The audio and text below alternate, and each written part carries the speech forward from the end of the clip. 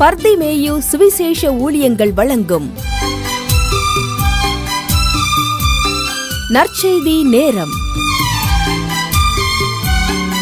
தேவ செய்தி pastor R. Augustine. இந்த நாளில் உங்களோடு நான் பேசி வருகிறேன். ஏன் கண்ணீர் வாழ்க்கையில்? ஆனால் ஆண்டவர் சொல்லியிருக்கார், நீ அழாத, உன் சத்தத்தை அடக்கிக்கோ, உன் கண்ணீர் விட்டுறாத, உன் கண்ணை காத்துக்கோ, உன் கிரியைகளுக்கு பலன் உண்டுன்னு சொல்லியிருக்காரு. ஏன் அழுகை வருகிறது? சில நேரங்களில் இழந்த அழுகிறோம், தவறான தீர்மானங்களை எடுத்துகிட்டு அழுகிறோம். சில நேரங்களில் ஐயா ஒரு குடும்பத்தில் ஒரு உறவுகள் போகும்போது பாதிக்கப்படும் போது அழுகிறோம். ஆனால் ஆண்டவர் சொல்கிற ஒரே வார்த்தை, நீ அழ வேண்டாம், ஏன்னா உன் கண்ணீருக்கு கணக்கு வச்சுருக்கப்பா, நீ அழாதேனார். ஆபிரகாம் குடும்பத்திலையும் பாருங்கள், தவறான தீர்மானம் எடுத்ததுனால தான் ஆகார் வனாந்தரத்தில் கண்ணீர் விட வேண்டி வந்தது. ஏன்னா சாராளுக்கு வாக்குத்தத்தம் என்ன? ஆண்டவர் சொன்னார், வானத்து நட்சத்திரங்களை பார், கடற்கரை மணலை பார், அவைகளை எண்ணக்கூடுமானால் எண்ணு, உன் சந்ததி எப்படி இருக்கும்? அவனமாக இருக்கும். அப்போ வாக்குத்தத்தம் பெருசு, ஆனால் நம்முடைய விசுவாசம் எப்படிப்பட்டது? சின்னதாக போயிடுது. ஏன்னா கடுகளவு விசுவாசம் உனக்கு இருந்தால் மலையை பார்த்து நீ பேசலான்னு வேதம் சொல்லுது. அப்போ நம்முடைய கடுகளவு விசுவாசம் இருக்கா இல்லையா? எனக்கு அன்பான தவறான தீர்மானத்தை எடுத்ததுனால தான் ஆண்டவர் ஆபிரகாமுக்கு சொன்ன வாக்கு என்ன? நீ திரளான ஜாதிகளுக்கு தகப்பனாவாய். ஆனால் அவன் என்ன கேட்குறான்? அடியனுக்கு என்ன தருவீர்? எனக்கு அன்பானவர்களே, அநேக நேரங்களில் நம்முடைய அவசரப்பட்டு தீர்மானம் எடுக்கிறதுனால குடும்பத்துக்குள்ள கண்ணீர் வேதனை. உடைய வேதாகமத்தை ஆதியாகமம் 16ஆம் அதிகாரத்துக்கு முதல் வசனத்திலிருந்து திருப்பிக் கொள்ளுங்க. ஏன்னா ஆண்டவர் அவனுக்கு 15ஆம் அதிகாரத்தில் தரிசனமாகி உடன்படிக்கை பண்ணிவிட்டார். ஆனால் 16ஆம் அதிகாரத்தில் நீங்கள் பார்த்தீங்கன்னா அவங்க எடுக்கிற தீர்மானங்களை குறித்து நாம் வாசிக்கலாம். வேதாகமத்தை எங்கே இருந்தாலும் சரி தேடி கையில் எடுத்து ஆதியாகமம் 16ஆம் அதிகாரம் முதல் வசனத்திலிருந்து திருப்பி வைத்துக் கொள்ளுங்க. அப்படி எல்லாரும் எடுக்கிற வரைக்கும் நீங்களும் நானும் சேர்ந்து பாட போகிறோம். எல்லாருக்கும் தெரிஞ்சதான். பாடுங்களா?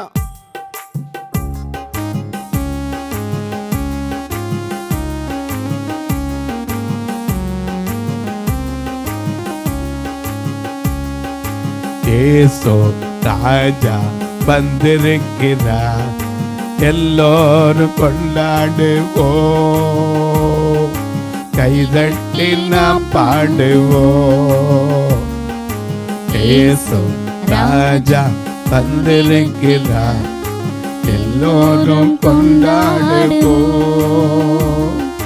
கைதட்டி நாம் பாடுவோ.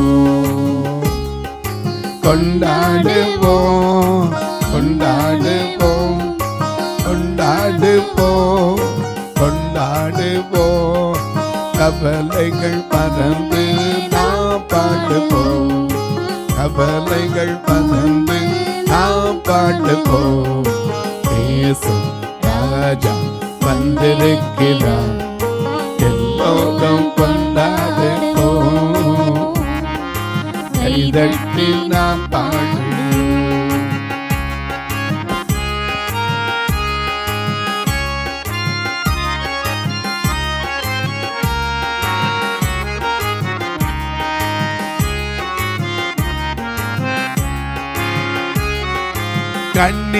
கண்ணீரெல்லாம் துடைத்திடுவா, கரம் பிடித்து நடத்திடுவா.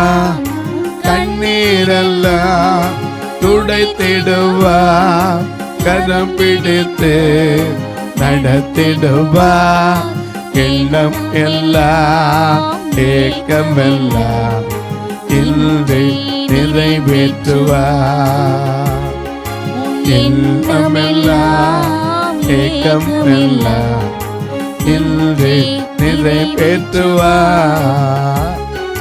கொண்டாடுவோம் கொண்டாடுவோம் கொண்டாடுவோம், கவலைகள் மறந்து நாம் பாடுவோம், கவலைகள் மறந்து நாம் பாடுவோம். இயேசு ராஜா வந்திருக்கிறார், எல்லோரும் கொண்டாடுவோம், கைதட்டி நாம் ஆடுவோம்.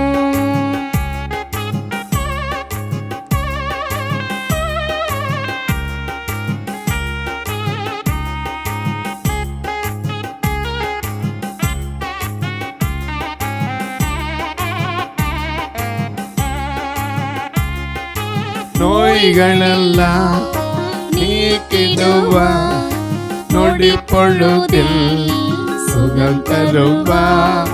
நோய்களெல்லாம் நீக்கிடுவார், நொடி பொழுதில் சுகம் தருவார்.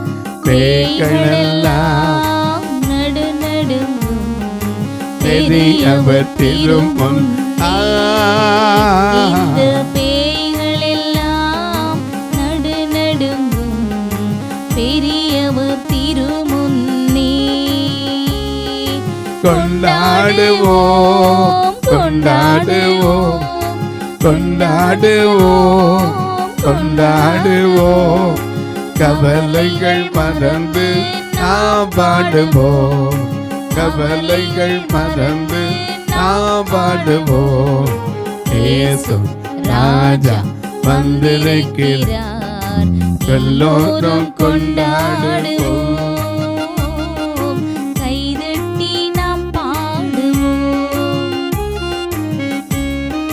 நாம் பாடுவோம், கைதட்டில் நாம் பாடுவோம். எல்லாம் எடுத்திருப்பீங்க. வாசிக்க சொல்லட்டுமா? ஆதியாகமம் 16ஆம் அதிகாரம் முதல் வசனத்தை பாருங்க. ஆபிராமுடைய மனைவியாகிய சாராய்க்கு பிள்ளை இல்லாது இருந்தது. சரி, ஆண்டவர் வாக்கு என்ன? வானத்து நட்சத்திரம், வானத்து நட்சத்திரம் கடற்கரை மணலை வெளியே கூட்டிட்டு போய் காமிக்கிறார். ஏன்னா ஆதியாகமத்துல அதுக்கு முந்தின அதிகாரத்துல முதல் வசனத்தை பாருங்க. ஆதியாகமம் இந்த காரியங்கள் நடந்த பின்பு கர்த்தருடைய வார்த்தை ஆபிராமுக்கு தரிசனத்திலே உண்டாகி அவர் ஆபிராமே நீ பயப்படாதே, நான் உனக்கு கேடகமும் மகாபலனுமாயிருக்கிறேன். அதற்கு ஆபிராம், கர்த்தராகிய ஆண்டவரே, அடியனுக்கு என்ன தருவீர்? நான் பிள்ளை இல்லாமல் இருக்கிறேனே. ஏற்கனவே ஆண்டவர் என்ன சொல்லியிருக்காரு? அப்பா, நீ திரளான ஜாதிகளுக்கு தகப்பனாவாய், உன்னை ஆசீர்வதிப்பேன், பெருகவே பெருக பண்ணுவேன்னு சொன்னவர் வானத்து நட்சத்திரங்களை எண்ண முடியுமா? கடற்கரை எண்ண முடியுமா? அவ்விதமா உன்னை ஆசீர்வதிப்பேன்னார். ஆனால் ஏன் அவசரம் இவனுக்கு? இன்னைக்கு அவன் மட்டும் இல்லை, நம்மளும் அப்படித்தான். ஒரு வருஷம் குழந்தை இல்லைன்னா உடனே என்னென்னமோ யோசிச்சிருவோம். எனக்கு அன்பானுடைய அவருடைய வேலை வரணுங்க, அவர் வேலை வரணும். ஏன்னா யார் போய் கேட்டாலும் சரி அவருடைய வேலை. அன்னைக்கு காணா ஒரு கல்யாணத்தில் இயேசுடைய தாயார் தான் போய் சொன்னாங்க, அவருக்கு திராட்சை ரசம் இல்லை. அவர் சொன்னா, ஸ்திரியே உனக்கு எனக்கு என்ன, என் வேலை இன்னும். அவர் வேலை வந்துச்சுன்னா நீ கேட்க வேண்டியது இல்லைங்க. ஏன்னா எல்லாவற்றுக்கும் ஒரு காலத்தை வைத்திருக்கிறார். அநேக நேரம் நமக்கு அது புரியலை. ஜெபம் பண்ணிட்டு வெயிட் பண்ணணும். எலியேசரு ஜெபம் பண்ணுறார். ஆதியாகமம் 24:12 பார்க்கிறோம், எனக்கு இந்த காரியத்தை வாய்க்க பண்ணுன்னு சொல்லி கிணத்துக்கிட்ட ஆபிரகாமுக்கு தேவனாய் இருக்கிற கர்த்தாவே, இன்றைக்கு நீர் எனக்கு காரிய சித்திக்க பண்ணி என் எஜமானாகிய ஆபிரகாமுக்கு தயவு செய்தருளும் அப்படின்னு ஜெபம் பண்றார். ஜெபம் பண்ண மட்டும் இல்லை, மனசுக்குள்ளே சொல்லிக்கிறார், தனக்குள்ளே சொல்லிக் கொண்டார். நான் இந்த கிணத்துக்கிட்ட உட்காந்துருப்பேன், பெண்கள் தனி எடுக்க வருவாங்க, என் எஜமானுக்கு ஏற்ற பெண்ணை நாங்கள் செலக்ட் பண்ணணும். உட்காந்து காத்திருந்தார். 21ஆம் வசனத்தில் பார்க்கிறோம், அவர் மௌனமாக இருந்தார். ஏன் தெரியுமா? ஆண்டவர் செயல்படுறதுக்கு நம்ம கொஞ்சம் பொறுமையாக வேணும். ஆபிரகாமுக்கு வாக்கு பண்ணினவர் உண்மையுள்ளவர். நாம பாடுறோம்ல, எல்லாத்துக்கும் பாடுறோம், வாக்கு தத்தம் செய்த கர்த்தரே, வாக்கு மாற உண்மை நாதரே, வாக்கு தத்தம் செய்த கர்த்தரே, வாக்கு மாற உண்மை நாதரே, வாக்கை நம்பி வந்து நிற்கிறோம், வல்ல ஆவி மாறி ஊற்றுமே, உந்தன் வாக்கை நம்பி வந்து நிற்கிறோம், வல்ல ஆவி மாறி ஊற்றுமே. தேவனே நீ பெரியவன், தேவனே நீ பரிசுத்த, தேவனே நீ நல்லவன், தேவனே நீர் வல்லவன், வாக்கு நம்பி வந்து நிற்கிறோம், வல்ல ஆவி மாறி ஊற்றுமே, உந்தன் வாக்கு நம்பி வந்து நிற்கிறோம், வல்ல ஆவி மாறி ஊற்றுமே.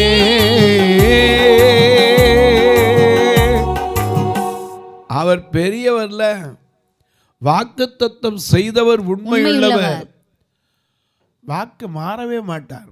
ஆபிரகாம் சொன்னார், உனக்கு எப்பா உன் கர்ப்ப பிறப்பு தான் உனக்கு பிள்ளையா இருக்கும். அவன் சொன்னா, இந்த தமஸ்கு ஊரானாகி எலியேசரை விட்டு விசாரணை கத்தினா இருக்காரு, இவன் அல்ல, உன் கர்ப்ப பிறப்புன்னு வாக்கு கொடுத்த பிறகும் ஆபிரகாமுடைய மனைவியாகிய சாராய், வாசிங்க 16ஆம் அதிகாரத்தை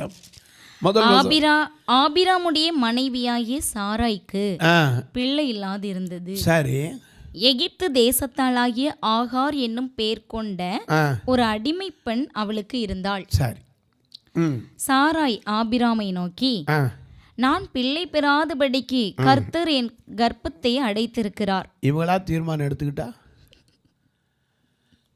கர்த்தர் கர்ப்பத்தை அடைச்சிருந்தார், சிலருக்கு அடைச்சிருந்தார். ராகேலுக்கு யாக்கோபு சொன்னா, நான் தேவனா, நான் தேவனா? கர்த்தர்ல உன் கர்ப்பத்தை அடைச்சிருக்கார். அவர் தானே வாக்கு பண்ணியிருக்காரு, நீ திரளான ஜாதிகளுக்கு தகப்பனாவாய். இல்லையா? நம்ம அநேக நேரங்களை பாடுவோம், எல்லாத்தையும் அழகா பாட, ஊரு என்னும் பேருல தேராகு என்னும் ஊருல பேரு பெற்ற மனுஷன் ஒருத்த வாழ்ந்தான். அவன் கண்ணிலால சிலைகள் செய்து, மண்ணால தொழிலை செய்து, மடமையான தொழிலை செய்து வாழ்ந்தான். அப்பேற்பட்ட மனுஷனுக்கு ஆபிரகாம்னு பேரு வச்சு, ஏன்னா ஊரு என்னும் பேர்ல தேராகு, ஊரு என்னும் ஊர்ல தேராகு என்னும் பேர்ல பேரு பெற்ற மனுஷன் ஒருத்தன் வாழ்ந்தானான். அவன் மண்ணினால சிலைகள் செய்து மண்ணான தொழிலை, மடமையான தொழிலை செய்து வந்தானான். அப்பேற்பட்ட மனுஷனுக்கு தான் ஆபிரகாம். எனக்கு அன்பானவரே, அவன் நீதி உள்ளவன், தேவ சத்தம் கேட்டு சித்தம் செய்ய தன்னை அர்ப்பணித்தவன் யாரு? ஆபிரகாம். ஆனா அவனுக்கு வாச்ச மனைவி எப்படி இருக்கா பாருங்க. எனக்கு அன்பானவரே, சாராள் விசுவாசத்தை நான் குறைச்சு சொல்ல, ஆனா அவசரப்பட்ட தீர்மானம். இன்னைக்கு அநேக குடும்பங்களும் இன்னைக்கு உலகத்தில் நடக்கிறது தான். ஆண்டவர் கிரியை செய்வாருங்கிற ஏன் நம்பிக்கை இல்லைங்க. ஒன்றை தெரிஞ்சுக்கங்க, நமக்கு தெரியாத காரியம் 11ஆம் அதிகாரம் பிரசங்கி 11:5 ஆவியின் வழியும் நமக்கு தெரியாது, கர்ப்பவதியினுடைய வயிற்றில் எலும்புகள் உருவாகும் விதம் என்னது நமக்கு தெரியாது. ஆகையினால தேவனுடைய செயல்கள் நமக்கு தெரிய மாட்டேங்குது. ஏசாயா 64:4 அதை விட இன்னும் ஒரு படி வாசிக்கலாம். ஏசாயா, தேவனே உமக்கு காத்திருக்கிறவர்களுக்கு நீர் செய்பவைகள் நீரே அல்லாமல் உலக தோற்றம் முதற்கொண்டு ஒருவரும் கேட்டதும் இல்லை, செவியால் உணர்ந்ததும் இல்லை, அவைகளை கண்டதும் இல்லை. ஆமா, ஏன்னா அவர் செய்கிற அதிசயம் அப்பேற்பட்டது. அதனாலதான் ஆராய்ந்து முடியாத பெரிய காரியங்கள், எண்ணி முடியாத அதிசயங்கள். ஏன்னா நம்மளால் நினச்சி பார்த்தா எப்படி நடந்துச்சு ஏன் இந்த நிலை எந்த சூழ்நிலை எப்படியா நடந்துச்சு? சாராள் பிள்ளை பத்தோன்னு யோசிப்பாங்க, 90 வயசுலையா எப்படியா? அதான் ஆராய்ந்து முடியாத பெரிய காரியம். ஏன்னா நடக்காததை நடக்க வைக்கிற தேவன், இல்லாதவைகளை இருக்கிறவர்களாக அழைக்கிற தேவன். ஏன்னா அவரால் கூடாத காரியம் ஒன்றும் கிடையாது. அநேக நேரங்கள் அது நமக்கு விளங்குறது இல்லை. அதான் காரணம். அவசரப்பட்டு மனுஷனுடைய புத்தி, அழகா சொல்லுவாங்க ஒரு பழமொழி, ஆத்திரக்காரனுக்கு புத்தி மட்டு. அதான் இந்த சாராள் அவசரப்பட்டு சொல்ற, ஆபிரகாமை நோக்கி நான் பிள்ளை பெறாதபடிக்கு கர்த்தர் என் கர்ப்பத்தை அடைத்திருக்கிறார். இவளா தீர்மானம் பண்ணிக்கிட்டா? கர்ப்பத்தை திறக்கிறவர் யாரு? அவர்தான். கர்ப்பத்தின் கனியை கொடுக்கிறவர் யாரு? அவர்தான். அவரால் அன்றி ஒன்றும் வராது. ஏன்னா இன்னைக்கு மனுஷனால் நினச்சிக்கிறான், நான் 4 பிள்ளை பெற்றுட்டேன், நீ எங்கப்பா பெத்த? ஒன்றும் கிடையாது. அவரில் கிருபையாக கொடுத்தார். ஏன்னா அந்த கிருபை நம்ம அநேக நேரங்கள் அதை புரியாமல் அவசரப்பட்டு பேசுகிறோம். மனுஷ பலத்தில் அல்ல. இங்கே பார்க்குறோம், பிள்ளை பெறாதபடிக்கு கர்ப்பத்தை அடைத்திருக்கிறார். என் அடிமை பெண்ணோட சேரும். ஆகார்னு ஒரு அடிமை பெண் இருந்தா. யாருக்கு? சாராய்க்கு. அவ என்ன செஞ்சா? என் அடிமை பெண்ணோட சேரும், ஒருவேளை அவளால் இந்த வீடு கட்டப்படலாம். இதுக்கு யார் நினைக்கிறது? ஏன் இவளை கொண்டு கட்ட மாட்டாரா? ஏன்னா புத்தியுள்ள ஸ்திரீ தன் வீட்டை கட்டுகிறாள், புத்தி இல்லாதவள் தன் கைகளினால் அதை இடித்து போடுகிறாள். ஒரு விதத்தில் பார்த்தா சாராள் புத்தி இல்லாமல் தான் பேசினான் தான் நான் சொல்லுவேன். ஏன்னா இவளுக்கு ஏன் கர்த்தர் கொடுக்க மாட்டாரு? இவளால தானே வீடு கட்டப்படணும்.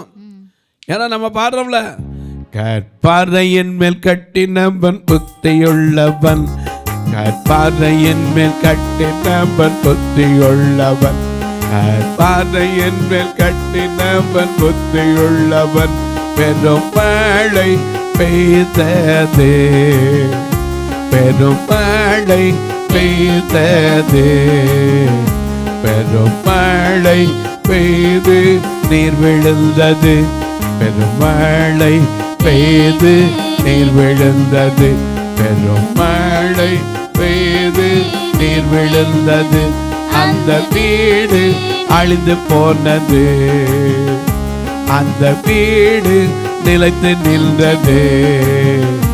கற்பாறையின் மேல் கட்டினவன் புத்தியுள்ளவன், கற்பாறையின் மேல் கட்டினவன் புத்தியுள்ளவன், மணலின் மேல் கட்டினவன் புத்தியற்றவன், மணலின் மேல் கட்டினவன் புத்தியற்றவன், பெரும் மழை பெய்தது, பெரும் மழை பெய்து நீர் விழுந்தது, பெரும் மழை பெய்து நீர் விழுந்தது, பெரும் மழை பெய்து நீர் விழுந்தது, அந்த வீடு அழிந்து போனது, அந்த வீடு அழிந்து போனது. புத்தி இல்லாத கற்ற வீடுக்கு புத்தியெல்லாம் கற்ற வீடு. ஆனால் நீதிமொழிகள் 23:3-4 இன்னொரு வித வீட்டை குறித்து வாசிக்கிறோம். 23ஆம் அதிகாரம் 3வது 4வது வசனத்தை பாருங்க. மிக அழகாக கர்த்தர் எழுதி வச்சிருக்கார். 23ஆம் அதிகாரம் 3வது 4வது வசனம். அவனுடைய ருசியுள்ள பதார்த்தங்களை அதே 24 3 வீடு ஞானத்தினால், வீடு ஞானத்தினால், செங்கலால சிமெண்டால மார்புளால மொசைக்கால எல்லாம் கட்டுறோம். ஆனா கட்டப்பட வேண்டியது எதுனால? ஞானத்தினால். ஞானத்தினால் கட்டப்பட வேண்டும், விவேகத்தினால் நிலைநிறுத்தப்படும். அது மட்டுமல்ல, அறிவினாலே அருமையும் இனிமையுமான சகலவித பொருட்களும் நிறைந்திருக்கும். அநேக நேரங்களில் ஞானத்தால வீடு கட்டப்படலை. சாராளு கூட ஞானத்தை விட்டுருச்சு. ஆனால் ஆண்டவர் சொல்றார், சாராளை நோக்கி பாருங்கிறார். எதுக்கு தெரியுமா? அவளை மாதிரி புத்தி கட்டு போயிடாதீங்கிறத. ஏன்னா ஆண்டவருடைய வார்த்தையை நான் 2 பக்கமும் யோசிச்சு பார்ப்பேன். சாராளை நோக்கி பார்க்க 2 விதத்தில். 90 வயசுல அவளுக்கு பிள்ளை கொடுத்தாரு, உங்களுக்கு தரமாட்டாரா? அதுக்காக நோக்கி பாருங்க. அதே போல சாராளை நோக்கி பாருங்க, அவசரப்பட்ட தீர்மானம் எடுத்துடாதீங்க.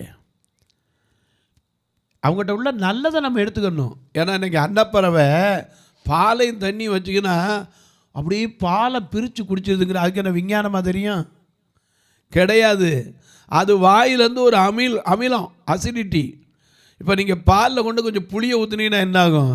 தெரிஞ்சு அந்த மாதிரி தான். அது வாயை வச்சோன்னா அதில் ஒரு அமிலம் சுரக்குது. உடனே அதில் பாலில் இருக்கிறது பூரா வந்து வெறும் தண்ணி மட்டும் அதில் இருக்கும். உடனே அன்னப்பறவை பெரியமாக அது கண்டுபிடிப்பு மாதிரி சொல்கிறாங்க. அது கிடையாது. எங்கள் அம்மாட்ட கேட்டால் சொல்லுவாங்க, ஏம்மா உரம் ஊற்றுறதுக்கு தயிர் இல்லை, கொஞ்சம் புளியை போடு, இல்லாட்டி ஒரு எலுமிச்சம்பழத்தை புளி, அசிடிட்டி இருந்தால் போதும்.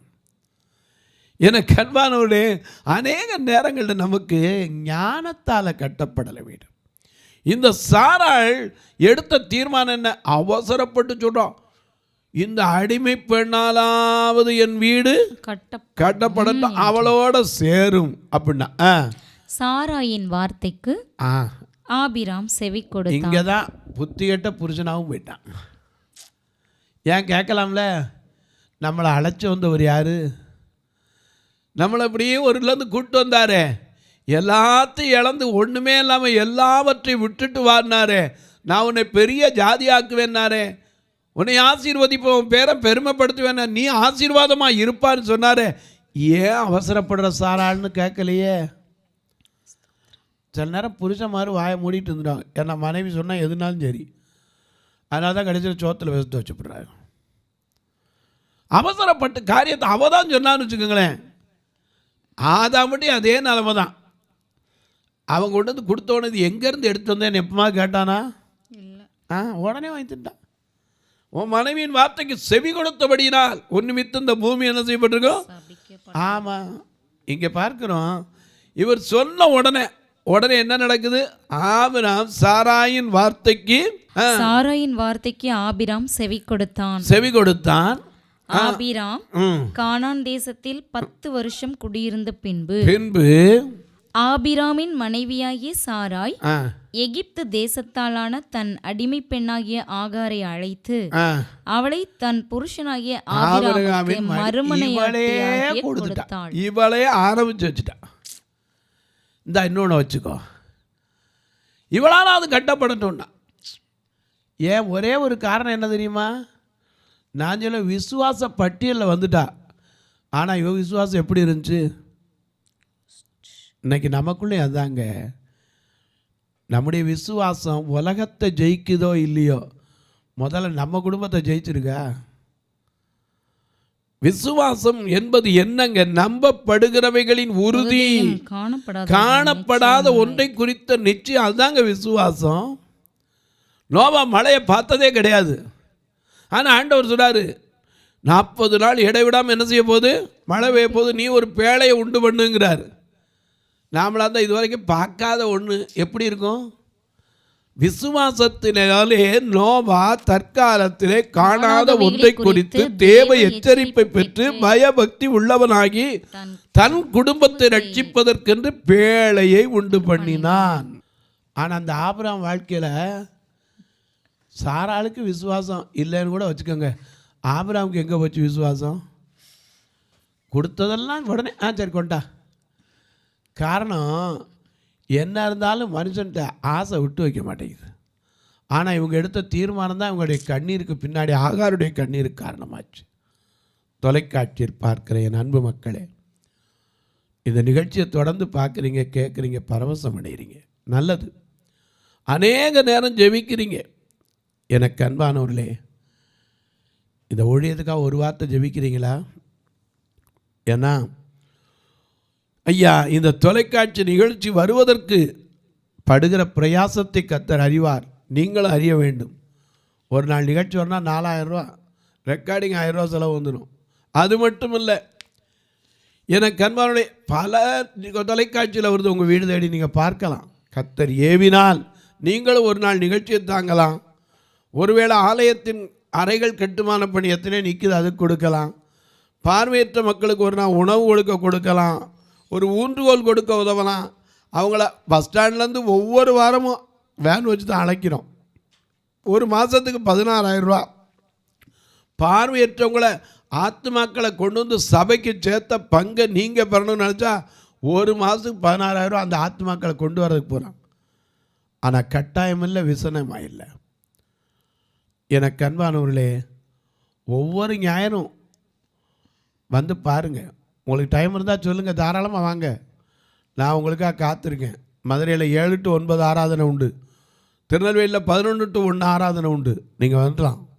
வரதா இருந்தால் ஃபோன் பண்ணுங்கள். கண்டிப்பாக உங்களை இன்வைட் பண்ணி உங்களை திருப்பி அனுப்புகிற வரைக்கும் உங்களோட இருப்பேன்.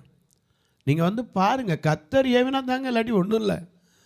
ஏன்னா இந்த காலத்தில் நீ மௌனமாக இருந்தால் யூத ஜனத்துக்கு சகாயமும் ரட்சிப்பும் வேறொரு அவ்வளோதான். எங்கேருந்து கர்த்தர் அனுப்புவார், மறந்துடக்கூடாது. ஏன்னா இந்த பார்வையற்ற மக்களுக்கு எத்தனையோ வேறு இடம் இல்லாமல் வந்திருக்காங்க. இன்னைக்கு ஒரு அறை இருக்குது, அத்தனை நெருக்கமாக உட்காந்துருக்காங்க. இன்னொரு அறை கட்டப்படணும். பார்வையற்ற மறித்தா கூட ஒரு சொந்தக்காரனுக்கு மனசு வர மாட்டேங்குதுங்க. ஃபியூனரல் காரியத்துக்காக உதவலாம். எப்படி உதவலாம்ன்றத நீங்கள் கேட்பீங்க. 2 நம்பர் இந்த டிஸ்பிளேயில் வந்துக்கிட்டே இருக்கும். அதில் ஜிபே உண்டு, ஃபோன்பே உண்டு. ஒருவேளை சிலர் கேட்பீங்க, நான் கொடுக்கலாம் பிரதர், ஆனால் எங்களுக்கு அக்கௌண்ட்டுக்கு வைக்கிறதுக்கு வழி இருக்கா? இருக்குது. 8438852500 இந்த ஃபோன் நம்பரை பாருங்கள். இதில் உங்களுக்கு தாராளமாக தெரியும். இதில் நீங்கள் பார்க்கலாம், பர்திமேயு பார்வையற்றோர் சேரிட்டபிள் ட்ரஸ்ட்டுன்னே இருக்கும். நீங்கள் இதில் தொடர்பு கொள்ளலாம். உங்கள் ஜெபக்காரி எது இருந்தாலும் காலை 10லேருந்து 5க்குள்ளே சொல்லலாம். இப்போ உங்களுக்காக ஜெபிக்கட்டுமா? நல்ல பிதாவே, அவசரப்பட்ட தீர்மானங்களினாலே குடும்பத்தில் கண்ணீர், எத்தனையோ பேருடைய கண்ணீர். நாங்கள் எந்த தீர்மானத்தை எடுத்தாலும் ஐயா, தேவனை சார்ந்து வாழ்கிற எங்களுக்கு எப்போதும் பதில் உண்டு என்கிற அந்த நம்பிக்கை தாங்க. எத்தனை குடும்பத்தில் திருமணமாகி பல ஆண்டுகளாக குழந்தை இல்லாமல் ஆவலோடு ஆசையோடு மன வாஞ்சையோடு காத்திருக்கிறாங்களோ அவர்களுக்கெல்லாம் இதோ நாட்கள் வரும் என்று சொன்னீரே, எரேமியா 33:14 படி அவர்கள் கைகளில் எடுத்து கொஞ்சுகிற காலம் வரத்தான் போது. கண்ணால் பார்த்து சந்தோஷப்படுகிற காலம் வரத்தான் போது. வேற எங்க இருந்தோ இல்லை, தன் குடும்பத்தில் எது நடக்காதுன்னு சொன்னாங்களோ, எது ஆகாதுன்னு சொன்னாங்களோ, அதே இடத்திலிருந்து அற்புதத்தை செய்கிற தேவன் அவளுக்கு உதவி செய்யும்.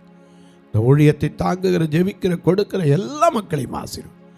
இயேசுவின் நாமத்தில் ஜெபிக்கிற நல்ல பிதாவே, ஆமென். சபை ஆராதனை ஞாயிறு காலை 10 மணி முதல் 12 மணி வரை. இடம் பர்திமேயு சுவிசேஷ ஆலயம், அன்னை சத்யா நகர், இளமனூர் அஞ்சல், சக்கிமங்கலம் வழி, மதுரை மாவட்டம். பின்கோட் 625201 மற்றும் பர்திமேயு சுவிசேஷ ஜெப வீடு, flat number 107, Eden garden, Muthur, Tirunelveli. Pincode 627011. சிறப்பு உபவாச கூட்டம் ஒவ்வொரு மாதமும் 2வது சனிக்கிழமை காலை 10 மணி முதல் 1 மணி வரை நாகர்கோவில் YMCA ஹாலில் வைத்து நடைபெறுகிறது. மற்றும் ஒவ்வொரு மாதமும் 4வது சனிக்கிழமை காலை 10 மணி முதல் 1 மணி வரை திருநெல்வேலி புதிய பேருந்து நிலையம் அருகில் உள்ள கிரேஸ் ஹாலில் வைத்து நடைபெறுகிறது. எங்கள் எல்லா ஆராதனைகளிலும் கலந்து கொண்டு தேவனை மகிமைப்படுத்த அன்பாய் அழைக்கிறோம்.